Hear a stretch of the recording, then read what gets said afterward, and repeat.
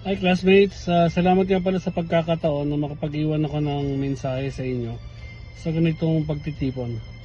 Sayang, di ako makasama sa get together nyo this year. Ang saya sana, no? Sana ay mag-enjoy ang lahat at sa muli ninyong pagkikita-kita.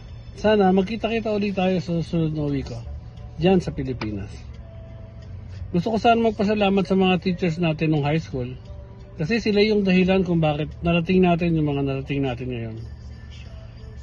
Sila rin ang humubog sa atin at nagturo ng mga dapat nating matutunan nung nandun pa tayo sa eskwelahan. Hanggang sa muling pagkikita, ito po ang inyong abang classmate. Merry Christmas sa lahat mga classmates.